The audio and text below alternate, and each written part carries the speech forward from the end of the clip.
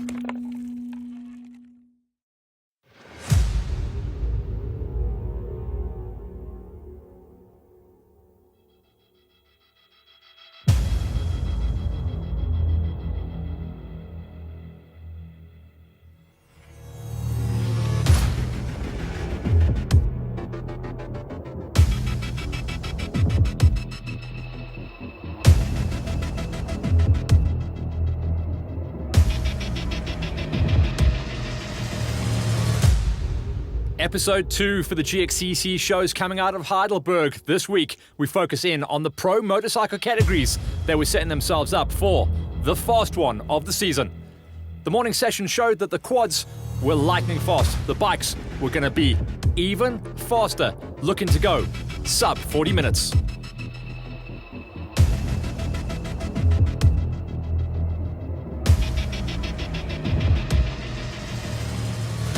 Flag drop showed us it was going to be the OR1 Big Bangers with Mike Pentecost and JC Nienauber pulling the pin and getting the whole shots coming out of Moto Cartel and Bernard Vervoer. The big dogs, the big bikes and the big power were going to show what they could do on this track today. The second gate was going to be all about the OR2s, where an incredible pull off the line for Ruan Merry saw his first whole shot of the season with Marcel Meyer, Devin Smith and the Brawler doing the chase down. Coming out of the whole shot queue, Brawler had already got himself up to second place. OR3s, tough to beat out the gate and on the track for David Cocker. He was right there with Matty Wilson doing the chase down, Eric Merry and Taki. This was going to be a good track for him on a very old school feel, and you could really just stretch the legs and pull the cable. One or two riders going down towards the end of the whole shot queue before they got out into the dust, but we turn our attention back to the lineups. Highschool 125s. This is anyone's game at this stage of the season. And a big pull and a great reaction off the line for Dylan Jonker. Saw him have a small taste of clear air with Derek Karam doing the chase down. Those two are on paper the fastest at the moment. The rest of the guys are trying to chase down the 3s, 4s and 5s, but Jonker saw clear air early on. For the seniors, Zach De Silva got his nose just in front, and then up the inside came Hunter Simon. Simon is on a ripper at the moment. Dion de Toy was there, and after a bad pull off the line, Wade Blau managed to get himself up into an early second place, and it wasn't long till he hit the front as well. The wheel up in the sky, and that was Wheelies Mealies Carl LaRue. He's back in the mix with Marty Poole. That was for the pull off the line for the Masters Gate. Then down to the line, a small entry this time around for the vets, but Bertus Becker on the old gas got his nose out front and actually held the lead going through Moto Cartel and going out into the big fields that marked the end of the whole shot queue, which was Bernard Vervoer. Ernst Labbert was there on the chase down as well as Johan Bosch. For the ladies, we combined the gates this time around, and it was an incredible pull off the line for Megan Duplessis. She got her first whole shot of the season, and then quickly it was Colin Niebuhr that saw clear air and would try and break away out into the big 45k loop.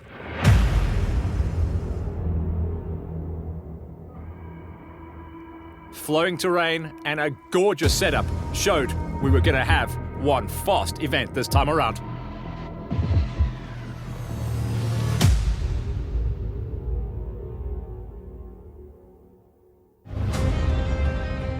Now, on previous laps, when we've talked about 45Ks, it's been almost 50 minutes. We're probably going to come close down to maybe 5-10 minutes less than that. Yeah, I'm guessing that we're going to be close on the 40-minute mark. I don't want to say sub 40 or 41, but we'll see what the guys do. I've been out there, but I'm definitely nowhere near the pace of the top guys. And so I'm guessing very close to the 40-minute mark. Let's go out there and climb the ladder, starting out with the Pro-Am ladies that went off the gate with the Pro ladies as well. And that changes the format of the race as well. Sometimes allows the Pro-Ams to run on the back wheel of the pros and pick up their pace. Lindy Barnard in the Pro-Ams walked away with a third place, with Danelle Dalport, who is consistently improving on the tour, getting a third place. Shelly Tyler was in the 2 spots, and Shady Hrobler takes her first big win of the season in the Pro-Am ladies. And not just that, she had a very high placing overall for the ladies' gate as well. Focusing in on the pro category then, Ree-Marie Ellis, our reigning champion from 2020, out of the Pro-Am ladies, moving up into pros, walks away with number 5 spot, with Mandy Pretorius taking a number 4. She doesn't like dropping out of the top 3, but 4th place keeps her in the championship hunt at least. Watch out for her, moving across to a Kawasaki for the next event. Zelda Mayberg onto a number 3 spot this time around. She is looking very solid on the points chase at the moment, with Colin Niebuhr getting another number 2 spot. Niebuhr is super solid and consistent. She showed what she could do last year. She's a championship rider, a championship player. She'd dearly love to take a couple of wins along the way, but 2nd place keeps her well up in the chase, still looking good inside the top 3 for the championship. But on the season, it has been tough to beat or get on the back wheel of Leah Haygate. No whole shot this time around. That honor went to Nicole Duplessis, but Haygate made mincemeat of the laps out there, and on the GXCC Tour in 2021 has gone 3 for 3.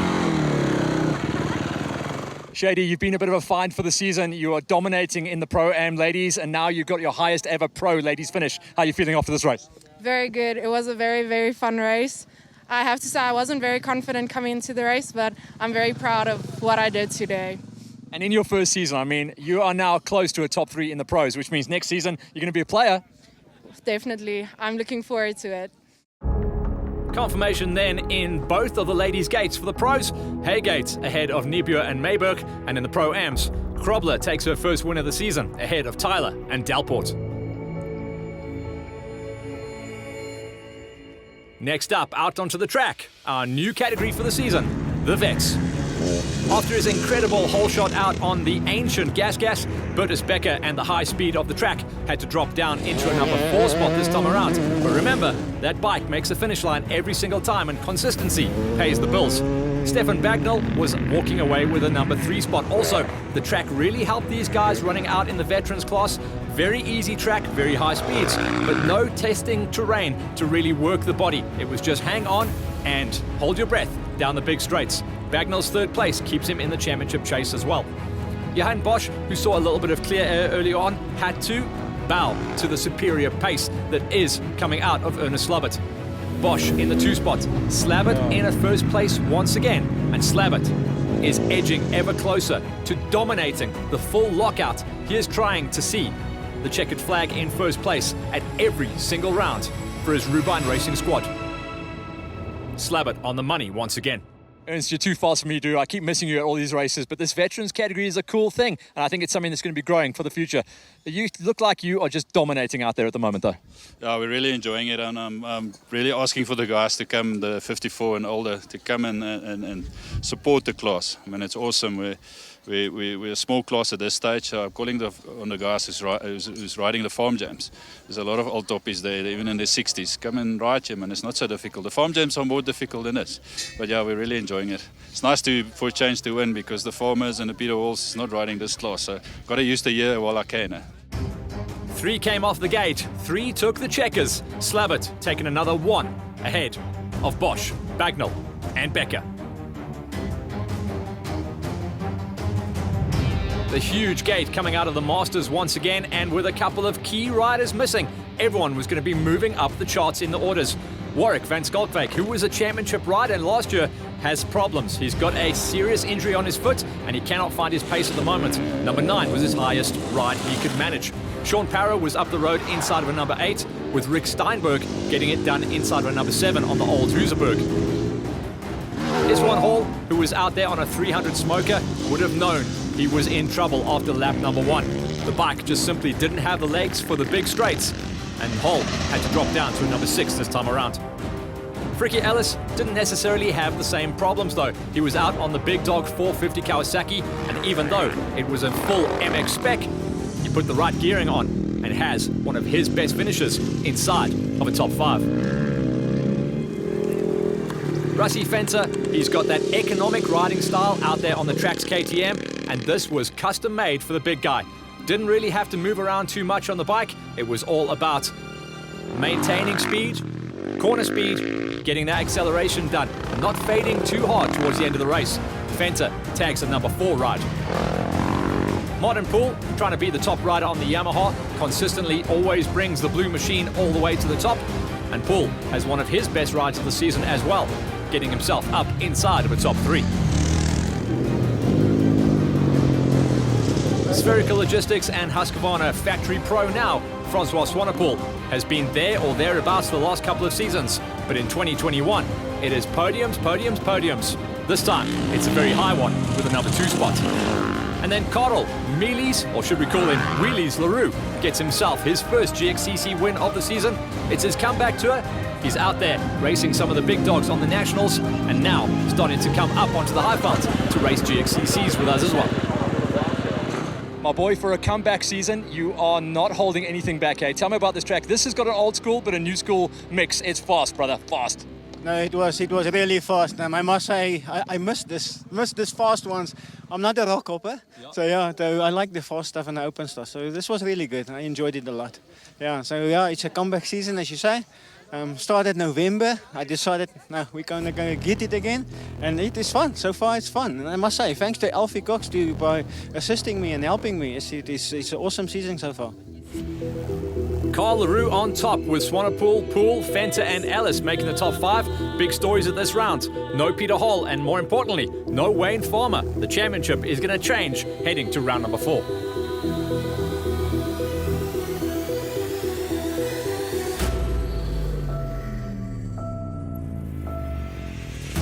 With a small lull in the pits, we turn our attention now to the seniors, where Jody Robertson managed to bag a top 10 on his comeback tour. We haven't seen Jody on the line for a couple of seasons now, and he made Heidelberg his first GXCC event with us for the season.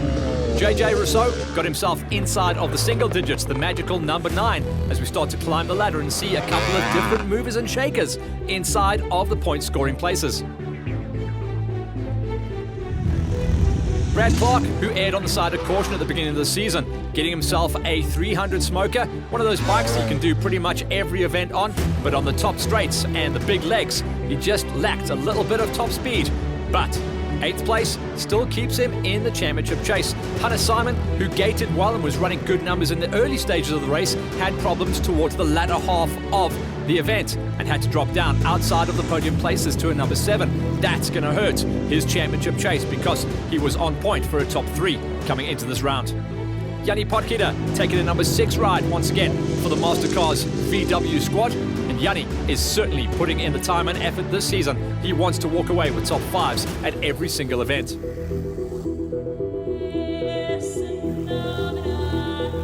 Marco Cocci trying to wave the flag for Yamaha. He was in a dice between himself and Dirk Olivier to see if he can get that done. He also had some problems on the event with fueling strategy coming into play. Not running the big extender tank this time around meant he had to be refueling almost every single lap. For the Kawasaki squad, Lee Thompson is on form at the moment, riding out of Pepsi Plastics, and he found the fast, smooth and flowing terrain very much to his liking. A good finish for Thompson inside now of a top 4.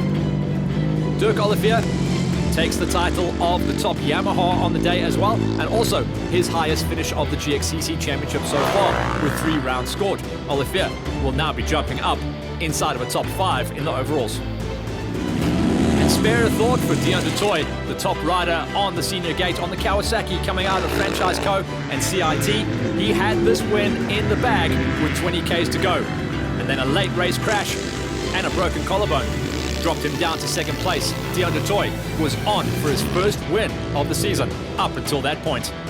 Even Wade Blau, you can see from the damage to his helmet and the bent bars, the unstoppable and almost faultless Wade Blau went down once or twice on the tour as well and was settling in for 2nd place until he passed Dutoy in the last couple of kilometers and somehow miracled another win out of round number 3. D, I've been chatting to you for a lot of years, and I said you're the only guy that can run close to Wade's pace at the moment. You gave it everything on that one, hey, but it looks like it might have cost you a collarbone. Yeah. It was a good start. Had some time to train between the last races and now, and so, yeah, had to spend some time on the bike and it was really good. But unfortunately on the last lap going out, I clipped a rock and high-sided and I think I broke my collarbone. So yeah, bad luck. We'll let you go recover there, buddy, but I know you bounce back quick. Yeah, thanks, man. And just thanks to the whole GXCC, CIT, Highschool, race team. Thanks. Bye. So Blau on top once again. That keeps a clean score sheet for him. Dutoy second place, and we've got a big enough gap between rounds 3 and 4 that he should be able to recover and still make the lineup. Olivier takes third ahead of Thompson and Kochi. Into the high schools. And check out the speed. That was D'Angelo Ferrari taking a number 10 spot, with our camera crew doing their very best to keep up with a screaming 125 out there on the fast terrain of Heidelberg. Sean Ferry broke his way inside of a top 9, and remember, inside of the high school 125s, it is anyone's game. With the reigning champion moving out from last season, everyone wants to get their name on the page. Hanko Jans van Vuren was inside of a number 8, with Jason Leslie getting up there inside of number 7. Leslie, for me, is going to be a top 6 rider for the rest of the season. He's got good form.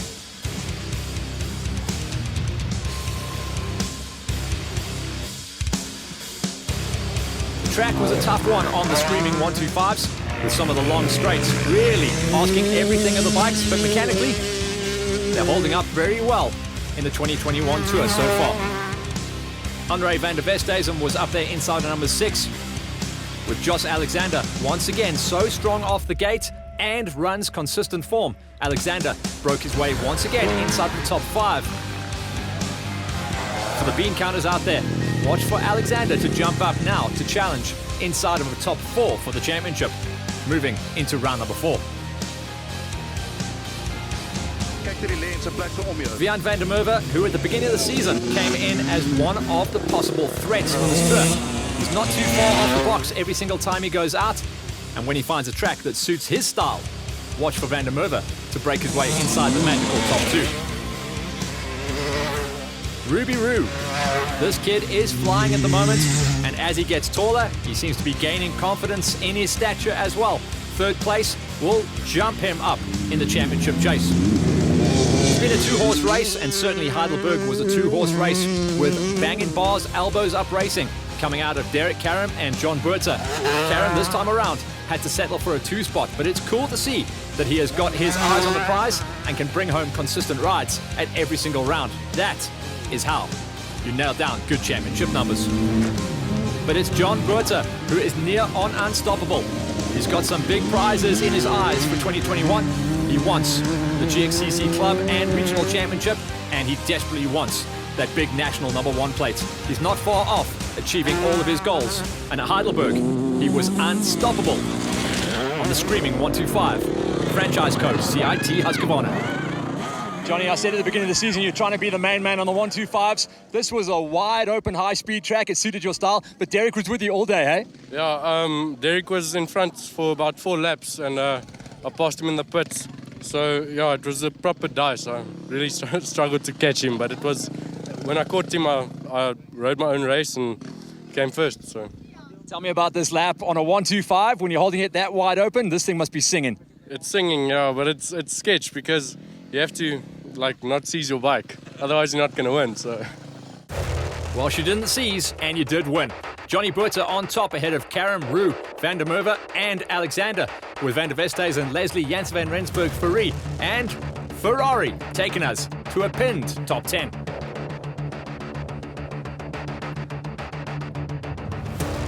OR3s, and this is going to be a story because the 250s, for some reason in 2021, are hooked up and flying. Peter Esterhuizen had a higher finish at the previous round, but 10th place will still keep him good. Maybe just wasn't comfortable to hold it cracked wide on some of the big straights. Calvin Garvey, who came in as a fill-in rider on the Pepsi Plastics Kawasaki squad and stepped onto a 250 for the first time in a few years, still walked away with a solid finish inside of a number 9 after going down on lap number 1 coming out of the whole shot gate. Vian Blom takes the tag as the top Honda rider on the gate at the moment and walks away just outside of the point-scoring placings inside of a number 8 with Vian Wenzel up the road from him. Wenzel has had a challenge this season. It seems like everyone else picked up the pace, and he is still trying to find his groove coming out of the 1-2-2. Wenzel, though, just one place off the podiums with a number 7 ride, and improving and finding a little bit of extra form at every event he goes to now. Storm Yun, who came into this round with a couple of seasons behind him on the 250s as a championship standout rider. Looks like the track just didn't suit his style. He needs a little bit more rough and a little bit more tech. 6th place, though, still keeps him where he needs to be, there or thereabouts in the championship. The Merrys are on something special in 2021. So strong off the gate for both of the brothers and running consistent form at regional, club and national rides. Eric Merry, a number 5 ride this time around. No issues on the bike, no issues with the rider. He is looking tasty for this season on the championship chase.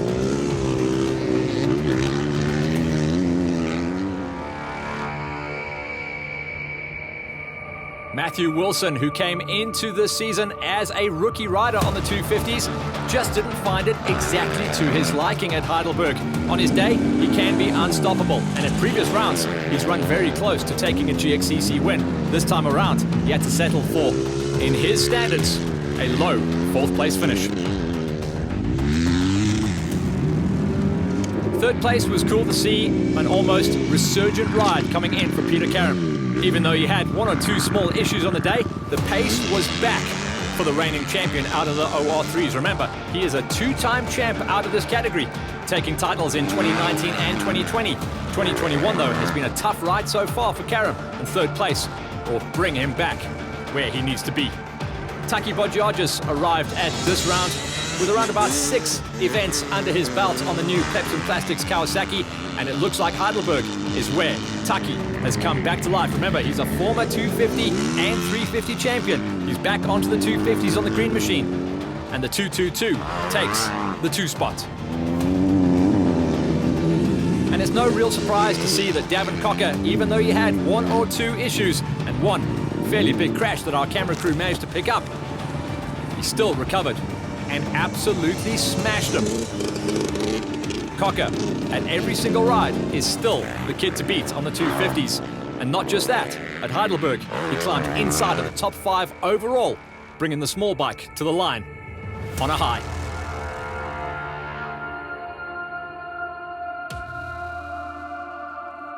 Dav, sometimes for me, it's about how high you can climb in the overalls. I kind of always know you're going to win the 250s, but the overalls is where you want to be, and you ripped the bars off today. Yeah, today was a nice track. I enjoyed it a lot. On the second lap, though, I came off and I was a bit sore, but catching up after that, I just enjoyed the track flat out all the way. Kind of like walking around the pits, it's like join the club. Everyone ate it a bit today. Yeah, I'm sure everyone crashed a bit today. There was a few rocky sections coming off long straights that if you didn't check them properly, it wasn't too great. But otherwise, the track was very nice. For this, as the fast one, I always worry about the small bikes, but I think the 250 was singing sweet songs. It was singing a lot, and to the point where I thought it was crying, not singing. I needed to go down on the sprockets a bit, but it was good for the day. Tax, always a pleasure to catch you up, and like I said to Dart, you're gelling so well with this bike. It just seems to be more comfortable every single time. This track was a bit of a gnarly one though, hey? Tell me about it. Yeah, the track was fast. I thought the bike was going to explode a few times. I mean, you're sitting on the limiter, but the bike handled it. We just held it there, and yeah, we keep working, and I mean, the team's done awesome work. Pepsi Plastics, Kawasaki Motor Racing has really done awesome work trying to get the bike better and better, and every time we go practicing, I get more and more comfortable on the bike. So yeah, I'm very, very happy. Tell me about the layout of the track today. Vian always throws one fast one at us. I hope they don't get any faster than this, man oh man. Yes, today was fast. Some pieces were really nice and twisty, but where we got fast, we had it fast. I mean, there was one piece, I don't even think I was a quarter of the way up the straight and my bike was limiting. I just felt sorry for the little 250, hoping it just doesn't blow up, and the bike was awesome. I mean, it just ran everywhere flawlessly. So you're starting to look like that old Tucky who used to break his way inside top 5s on a 250. You're not far away from that guy. Yeah, we felt good today. I mean, at the stage caught Davin, but when Davin got on the gas, he checked out a little bit. But we were pushing hard and feeling comfortable, so hopefully we can get some wins in later in the season. And yeah, just feeling stronger and stronger every race. At the GXCs in the 250s, Cocker is still the man to beat. Bodgiarges, though, is reacting nicely, moving up to the number 2 spot coming out of this round, with Karen, Wilson and Mary taking it to a number 5. Stormfill Yun, Wenzel, Blom, Garvey and Esterhazen take us to the 10.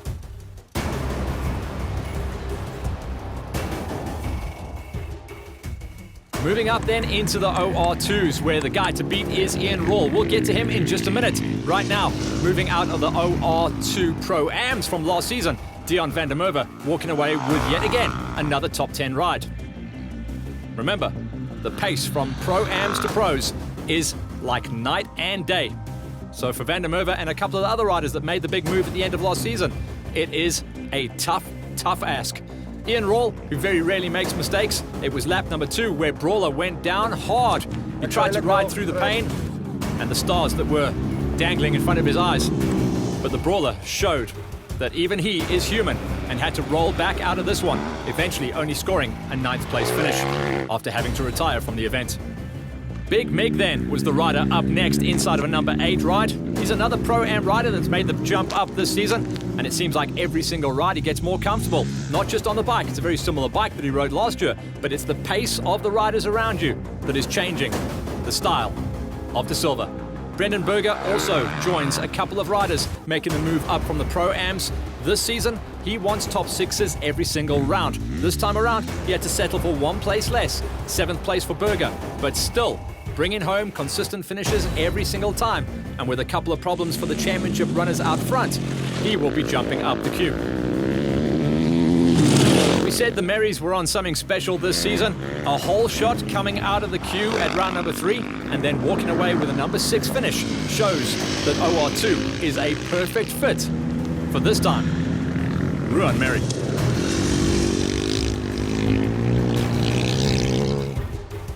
Quinton Fenter, who made his name running out of the Pro-Am gates a couple of years back, but it was his brother Jason that used to bring the big numbers on the Pro OR2s. Now, Quinton Fenter is starting to deliver on the family name. 5th place in his highest ever Pro finish in the OR2s for Quinton Fenter.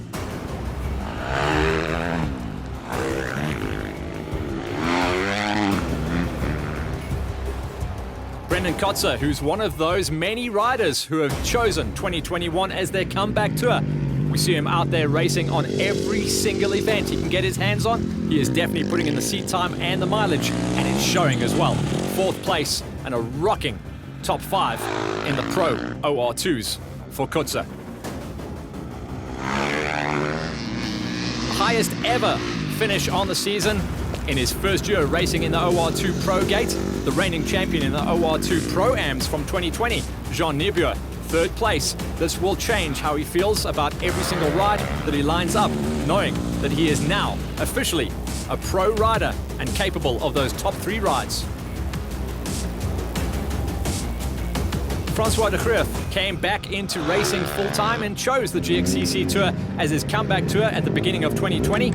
He had an up and down start to the season, and then this year, something has clicked on the kid. Francois de Groot on the 924 elbows up takes his highest ever GXCC OR2 Pro ride with 2nd place. And it was a new winner on the tour, with a couple of the championship riders having problems on the day. It was time for new blood to climb to the top. A former 125 racer, then last year, 1 season of GXCC racing on the 250s. This year, onto the 350s, and the Vans Husqvarna rider that we like to call the Devastator takes his first ever GXCC win in the OR2 Pros. Devin Smith on top. Devastator, we love watching you get loose, but this was loose and fast. How fast were you going on this 350 out there? Yeah, full taps, fifth gear, full taps on the straights, like a long straights. So yeah, just spin it, eh? I think this is one of your highest overall finishes as well, so definitely one of your best runs of the GXCCs. Yeah, my first round that I'm first at GXCC, and it's my 2nd year of GXCC this year, so I'm very proud of me. I think you're climbing the ladder in the overalls as well. A lot of guys went down, so the championship's not over. In fact, the championship's just begun now. Yeah, and well done to him, and I just want to thank you to my Vans racing team for sponsoring me, and yeah, thanks. Devastator on top for the first time at GXCCs, and that'll change the championship as well. Going to round number 4, De Greef takes his highest finish of the tour in second place. Same story for Nibua, Kotze and Fenter. A lot of chopping and changing and some new blood rising to the top in the OR2 Pros. Next up, the big bangers of the OR1 Unlimited class. Ron Smith, who looked like he was on point for at least a top 4 finish towards the end of the race though. A big dive and a popped shoulder dropped him down to number 10. This, remember, is our reigning champion from 2020, and he is losing a ton of points right now. 9th place, and Gian Hall takes his highest ever OR1 Pro finish at the Heidelberg event that definitely suited the big rider coming out of Raceworks' his style. He could literally sit down and just crack the throttle wide. John Kerr de Lange was definitely on point for a top 5 ride, and then towards the end of the race he had a collapsed moose which turned into a disintegrated back tire. He eventually crossed the line and was scored in 8th on a bare naked rim, showing that you've got to bring home the finishes no matter what happens. Jaco Jens van Rensburg, who was one of our top stars coming out of the OR1 Pro-Am category for last season, now makes the big move up into the pros, and his pace shows he's in the right house as well. 7th place, just 1 position off the coveted top 6. Jaco Jens van Rensburg, a great move up into the pro class for 2021. Craig Alcock, who has been with the Pepsin squad on a couple of different machines over the last couple of years, is gelling absolutely perfectly with the Pepsin Plastics Kawasaki. He'll be super chuffed to walk away with a top 6. Remember, his goal is to try and get top 6 come the end of the season and put 2 Kawasaki's on the box. He's doing a good job of it at the moment. Tyron Beverly, who had problems at the opening round getting jammed up on lap 1 with wire stuck in his back wheel, has been on the comeback trail. He had a great gate, saw a little bit of clear air, and he takes his highest ever GXCC finish since moving up into the pro class, riding out of the Franchise Co and CIT. Number 5 for Beverly, he's on the move.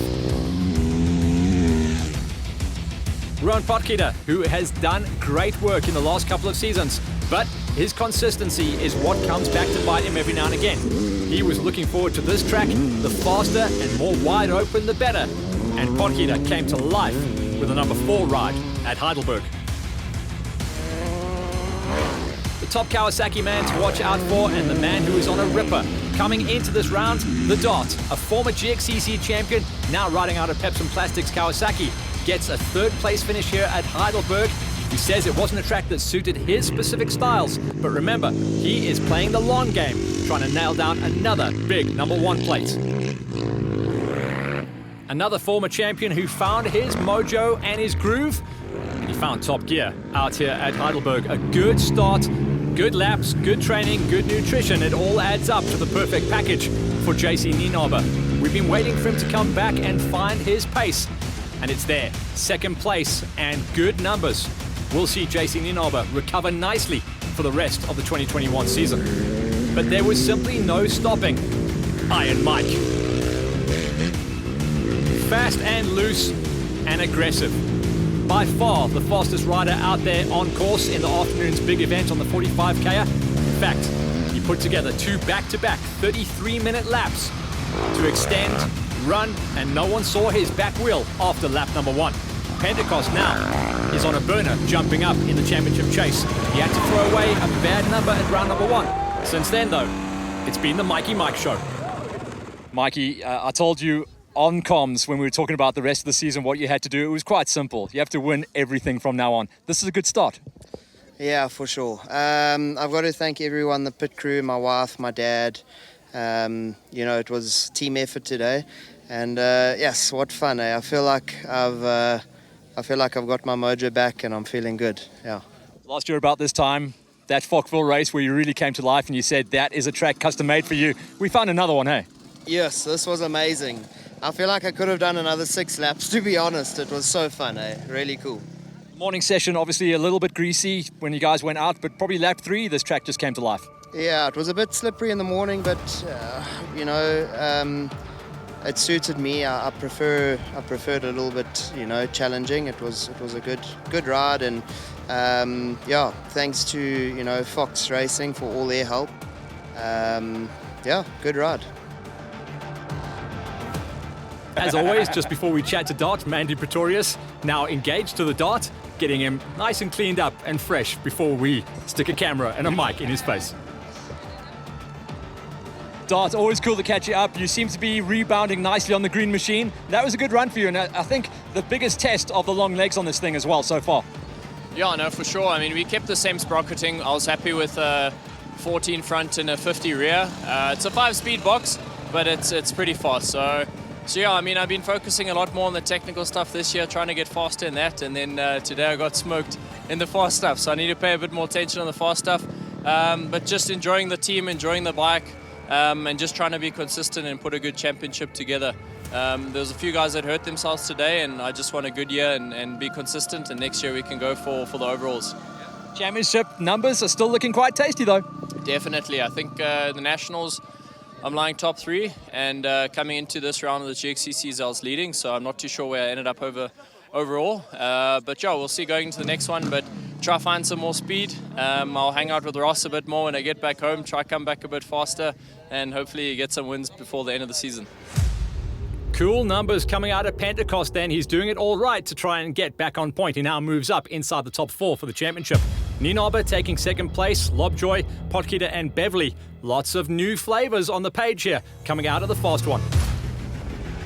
So that was all the action from round number 3 of Heidelberg, the fast race of the season. Now we turn our attention to get ready for round number 4, right smack bang in the middle of June out at Ventersdorp. Once again, guys, we'll see you there.